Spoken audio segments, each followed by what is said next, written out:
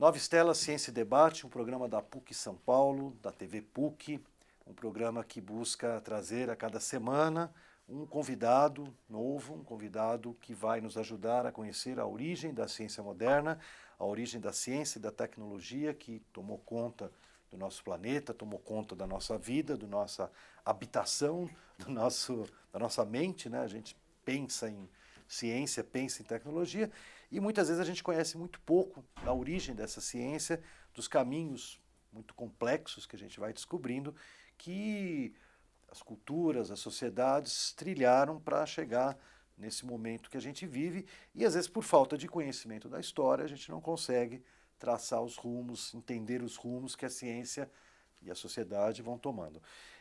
Muitas vezes a gente traz alguém do nosso próprio programa de História da Ciência, um dos primeiros programas na América Latina, ou da América propriamente dito, porque é um programa aqui da PUC de pós-graduação exclusivo para a História da Ciência, não está dentro de outro programa, de outra instituição, ele é um programa próprio, né? Isso é uma das vantagens da PUC, né? De poder permitir uma pesquisa em nível avançado com a sua própria configuração sem estar ligada a um departamento específico, né? Eu sou da computação, o gente do meu programa é da física, é da matemática, são de vários departamentos que a gente compõe esse programa de pós-graduação. Mas o nosso convidado hoje, o professor Tomás Haddad, da Zona Leste, USP Zona Leste, quem não sabia que tem uma universidade como a Universidade de São Paulo na Zona Leste, temos aqui um exemplar vivo, que é colaborador do nosso programa, que está aqui com a gente participando de eventos, de bancas, enfim. Há muita gente que compõe o nosso quadro, que não é exatamente da casa, mas que interage muito conosco. E hoje a gente vai ter uma satisfação muito grande de receber o professor Tomás, porque nós estamos, já sei que tem muita revista até, mas de popularização do conhecimento, da ciência, que está preparando aí edições, eu estou colaborando para uma, Navegando na História, uma coisa assim, uma revista dessas de banca, que está trabalhando com um tema que eu gostaria que você nos desse aí uma boa aprofundada, né, da perspectiva da história da ciência, que é o fato de que 2009, né, completa 400 anos, né, que o nosso querido Galileu, né, pegou um canudo de salame, segundo o gibi, né, e colocou um pedaço de vidro de um lado, um pedaço de vidro do outro, e estava andando, tropeçou, em vez de olhar que ele estava olhando lá a vizinha dele e tal, ele caiu para o céu e teve uma surpresa, né, que o telescópio significou um novo olhar, né, uma nova maneira, né, os quadros que vão ser pintados, as representações dessa época, a gente tem muitas vezes não é só o olho do telescópio, mas até um ser humano com a mão rompendo as esferas, né, e pondo a mão do lado de fora delas, né, o espaço infinito e tal. Mas enfim, não era toda essa bola do Galileu, ele estava ali na Itália com o telescópio. Eu acho que é uma oportunidade até para a gente, vamos dizer assim, desfazer um pouco o mito de que o Galileu sozinho, com essa historinha do gibi, né? Mas, vamos dizer, acho que acredito que uma comunidade começa né, de pensadores, de cientistas, de padres, né, começam a olhar o céu e nos dá, enfim, um caminho novo para pensar, para viver, né? Então, muito bem-vindo, professor Tomás. Muito obrigado pelo convite, é sempre uma alegria interagir com o programa de História da Ciência, com a PUC. E, de fato, são 400 anos, né, que o Galileu olhou para o céu com o telescópio. E uma das primeiras coisas para as quais ele apontou seu telescópio foi a Lua. E eu lembrei que são 30 anos também da chegada do homem à Lua, né, que se completaram agora em 2009. Então tem duas efemérides aí conectadas pela Lua, pela astronomia e astronáutica e tudo. E o Galileu, eu acho que é interessante que você já falou, né, assim, desfazer um pouco essa ideia dele solitário e... Numa torre. Né, ali na torre, no campanário, observando e tudo. Tem um universo do qual ele faz parte, ou mais de um universo do qual ele faz parte, e ele mobiliza recursos desses diversos contextos aí que ele participou, que o influenciaram, para fazer dessas observações telescópicas esse marco que de fato elas se tornaram, né? Uma das primeiras coisas que eu acho que é interessante a gente notar é que o Galileu não foi o inventor do telescópio, como muitas vezes se diz, e está em livros didáticos até. No né? jornal. Em todo canto se diz isso, né? O Galileu, ele ficou conhecendo o telescópio ali em Veneza, ele morava perto de Veneza, né? Em Pádua, dava aulas na Universidade de Pádua, e Veneza era um centro comercial muito importante. O Galileu era uma figura que tinha jogadas comerciais e, né, ele tinha uma oficina na casa dele, vendia lá um compasso com aplicações para balística e tudo, e certamente ele tinha uma interação grande com os mercadores de Veneza, com os navegantes, e ficou conhecendo no início de 1609, através de mercadores holandeses, esse invento que tinha vindo ali dos Países Baixos, né, que é o telescópio. E ele se interessou, ele próprio começou daí a tentar fazer uma versão própria do aparelho. Made in Italy. Made in Italy, exatamente, né?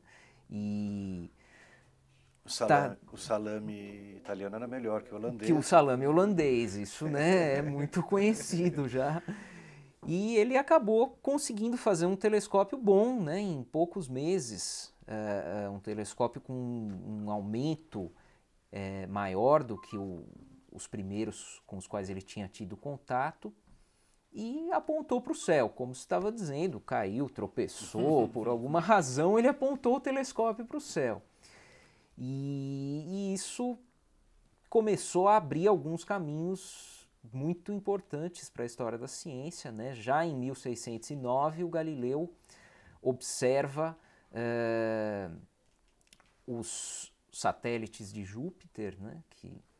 Isso foi uma observação que ele usou de maneira muito inteligente, muito interessante, tanto para combater algumas ideias do sistema ptolomaico, quanto para conseguir um emprego na corte de Florença, né? Batizou os satélites de Júpiter em homenagem aos Médici e tudo. Galileu foi esperto, dá o nome de um corpo celeste, dá a um corpo celeste o nome de uma família nobre ali naquela Itália do início do século XVII. Era uma jogada interessante, e ele fez isso. Eles não sabiam o que era aquele corpo celeste, mas já é o meu nome. Eles estavam no céu, né? Eles estavam no céu.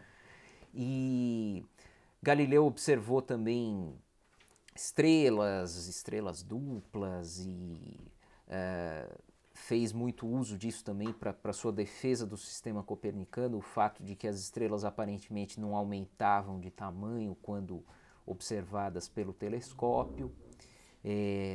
Posteriormente ele vai ver as fases de Vênus, vai ver ele não vai ainda dizer que são anéis, mas ele vai perceber que tem alguma coisa ali em Saturno, umas protuberâncias e tudo, mas isso já depois até de 1609. Ainda em 1609, nas suas primeiras observações, ele aponta o telescópio para a Lua. Está mais pertinho. Está mais perto, né? Já tinha a distância da Terra à Lua. Já tinha gregos, estimativas já desde a antiguidade, né? A geometria já tinha sido aplicada aí para dar uma aproximação, né?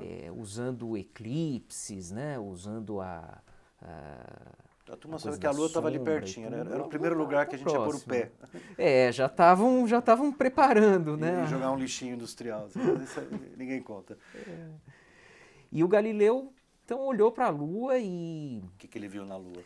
Na Lua ele viu... Ainda não tinha McDonald's na Lua. Não tinha bandeirinha, não tinha nada disso. Mas ele viu uma coisa que aparentemente ninguém tinha visto antes, que é o fato da Lua ter um relevo, né? Da Lua ter altos e baixos, vales, montes, e escavações, protuberâncias, ela é toda acidentada, né? E isso foi algo também de enorme importância, porque isso foi mais um golpe em ideias de uma certa matriz aristotélica. Que era o mundo sublunar e exato, né, da supralunar. divisão dos mundos. A Lua e ficava mundo do lado de lá. A Lua já era na área perfeita, já era né, boa, do universo. Né? Só para quem não está muito por dentro, a menção que o professor faz é muito oportuna. Nós já tivemos algumas oportunidades aqui na Nova Estela, até com o professor Carlos Arthur, aqui da PUC, né? Discutiu o próprio Aristóteles, né? Mas Aristóteles também foi um pensamento de muito tempo, mais de um milênio, né? Se não até hoje, em alguns aspectos, né? Que tinha essa ideia, que a Lua ela dava era uma fronteira, né? Quer dizer, ninguém passava dali, nem ninguém vinha de lá para cá, porque de lá para cá era o mundo da corrupção, não só de Brasília na época, mas corrupção também da natureza, da matéria, né? Da matéria, da vida. Nós nascemos, vivemos tudo. Lá para cima, por isso que não podia ter estrela nova, não tinha corrupção, né? Nem na política, nem na natureza, né? Então nada envelhecia, nada mudava, né? Era tudo eterno, girando em volta da Terra e tal. E é como você diz, daí o Galileu olha para a Lua, ops, não tem McDonald's ainda. Mas tem acidentes, né? Tem um relevo ali. Tropeçou que não, ali, cai. Né? Não é aquela esfera perfeita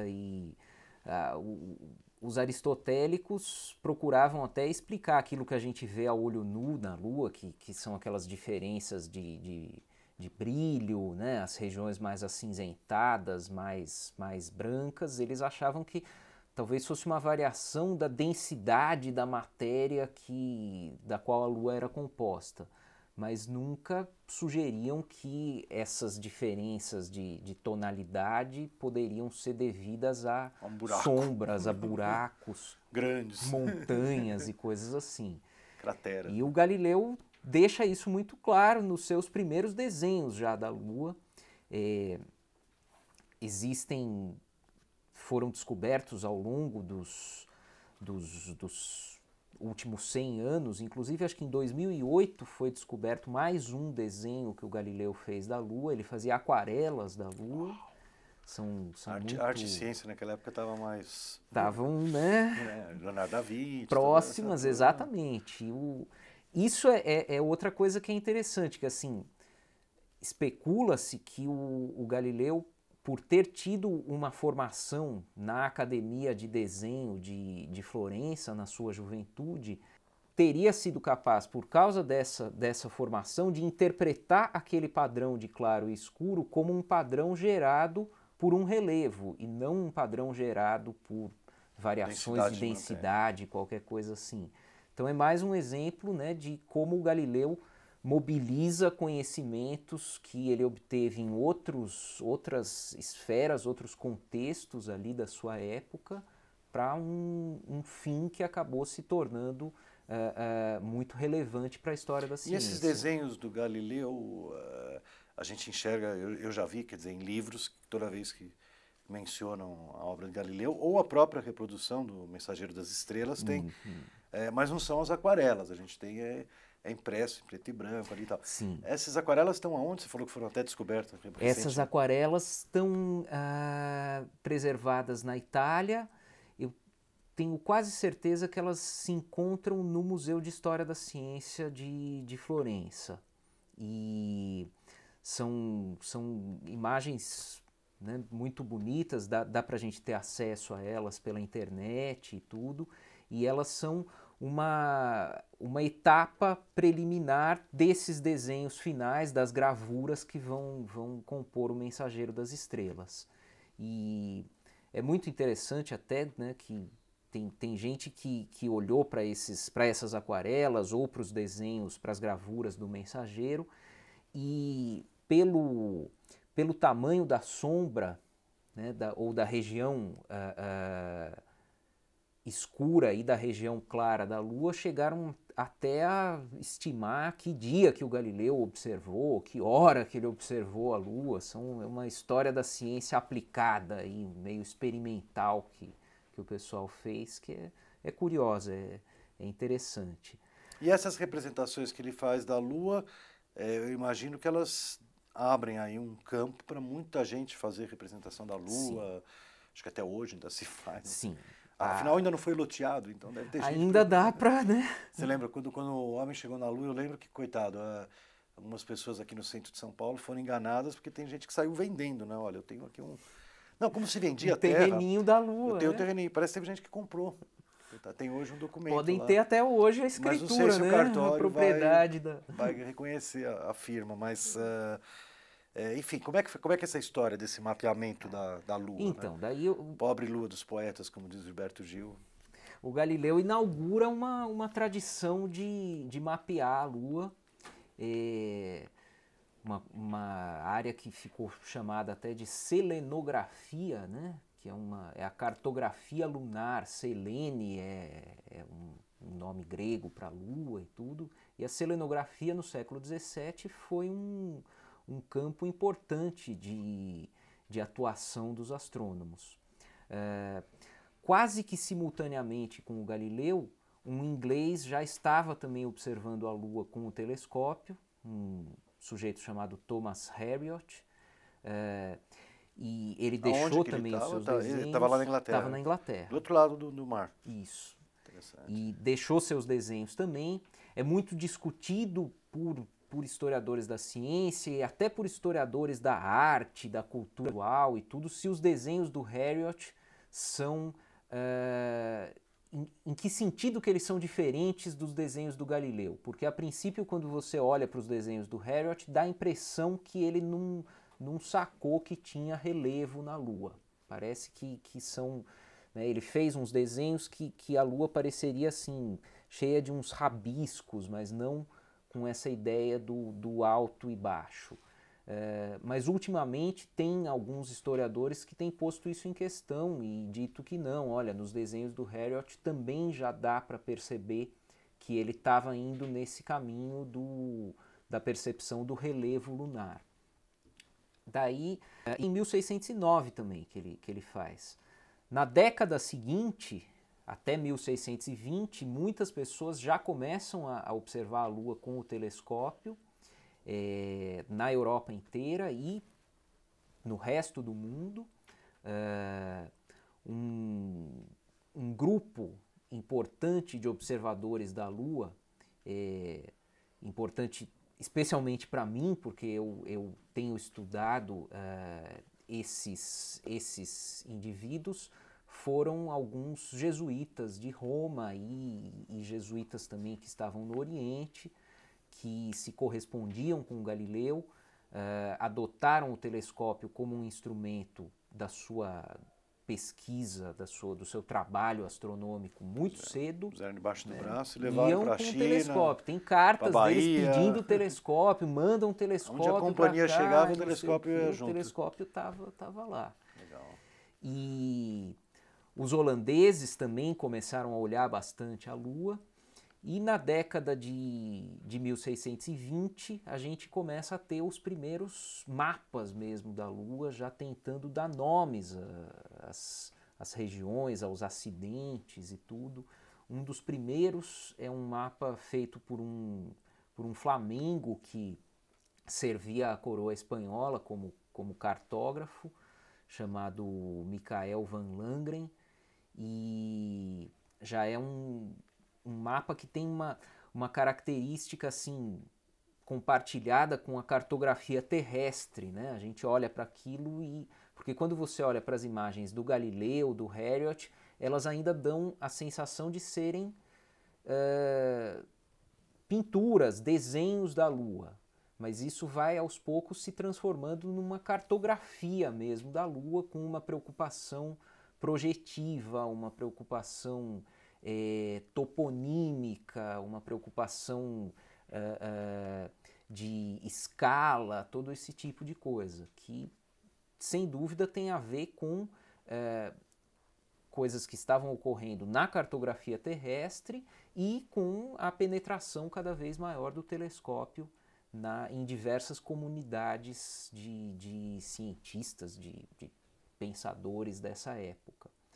Na década de 1630 e começo da década de 1640, tem um polonês protestante que escreve um livro chamado Selenografia, e que é o livro, assim, um dos principais livros do século XVII sobre o estudo da Lua. Ele tem muitos mapas extremamente precisos. Mapas dele ou de outros autores? Mapas dele. Mapas dele próprio. Também Observava e são mapas precisos, pensando em precisão em termos assim geométricos, né? Uma cartografia já ganhando características mais próximas do contemporâneo. E ele propõe todo um sistema de nomenclatura da Lua que por algum tempo parece que vai ser o sistema a ser adotado. Mas no finalzinho da década de 1640, 2 padres italianos, jesuítas, resolvem fazer um contra-ataque, digamos, a essa obra de um protestante e publicam um livro que acabou estabelecendo de maneira impressionante, muito rápida, todo o sistema de toponímia da Lua que é usado ainda hoje. Aquela história de mar disso, mar daquilo, cratera com o nome de não sei quem e tudo. Tanto que tem 35 crateras na Lua com nome de padre jesuíta, porque eles tomaram conta da Lua, né? Dá a impressão que eles queriam fazer uma missão à Lua. Então, um exemplo assim pra gente... Nem todo mundo sabia e nem conhece um padre que tem o nome na Lua. Tem o padre Clávius, tem o padre... O padre Clávius tem lá um buracão que está lá o nome dele. Tem o nome dele, tem o padre Schau, tem o padre Verbies. E até hoje são os nomes das crateras. São esses os nomes. Mar da Tranquilidade. Os americanos foram lá dar uma patada nesses lugares. Pode ser num lugar desse. Estou aqui no padre... Estou no padre Clávius. Não sei quem. Eles deram o nome do Copérnico também para uma... Eu não lembro agora se é uma cratera ou o que é, mas que tem o nome do Copérnico, Tycho Brahe, Kepler, todo mundo ganhou um lugar na Lua. O dia que a gente chegar na Lua, quem conhecer a história da ciência vai saber mais fácil. Vai poder se movimentar bem ali pelo satélite. E depois, assim, ao longo do século XVII, esse sistema foi se afirmando. O sistema alternativo proposto pelo Revelius, que era o nome desse polonês que tinha publicado uma selenografia antes, caiu em desuso. O sistema dele era muito interessante porque ele procurava fazer na Lua um espelho da Terra. Então ele deu à superfície da Lua nomes de regiões da Terra. Ele não colocou Pão de Açúcar, Sicília, não colocou o Pão de Açúcar, mas pôs a Pão Itália, a França, a Sicília, a Alemanha, não sei o quê. Ele fez uma espécie de um espelhamento mesmo da Terra na superfície lunar. E os jesuítas, cujo sistema se tornou dominante, eles foram para esse outro lado, dar nomes de pessoas, padres, de figuras, de gente ali, cientistas ou gente da própria companhia deles e tudo. E esse é o padrão adotado até hoje? Esse é o padrão até hoje de nomenclatura lunar. Você diria que hoje em dia a gente tem satélite e tal, que esses conhecimentos do ponto de vista da topografia, dos mapas, eles mudaram muito depois do século XVII para cá, ou desses trabalhos? Eu acho que assim, se nós tomarmos como padrão algum mapa moderno, uma carta moderna da Lua, esse material produzido no meio do século XVII está muito próximo, né, em termos geométricos. São os mares e não mudaram mais, estão lá iguais. A gente pode só ter mais detalhe. Exato, mas mesmo... Detalhe casquinha, hoje em dia a gente já trouxe uns pedaços para a Terra. A gente tem umas pedrinhas, né? Tem um pó da Lua. Mas... Eu não sei se é real, aproveitar e perguntar, eu visitei uma vez nas Ilhas Canárias, né, o vulcão lá, como ele chama, fica em Tenerife, esqueci o nome de um vulcão muito grande, TED, né? É uma coisa assim. E o entorno do vulcão, o nome chama paisagem lunar, né? Inclusive, nessa ilha tem um grande observatório do céu. É um lugar privilegiado ali na costa da África, espanhol, né, europeu, estradas padrão europeu e não africano, né? Mas esse nome que eles dão de cenário lunar, paisagem lunar, é brincadeira ou é uma coisa que você acredita que é próxima, assim? Eu acho que deve ser, assim, porque lembra, provavelmente, né? Essa Tudo coisa cinza, muito, enorme, exato, assim, você perde de vista, né? essa imensidão, né? Com esse relevo tão acidentado, Tem uma essas plantinha. rochas e tudo, né? Sem vida, É igual ao sem deserto, água, né? É igual ao sem... deserto, né?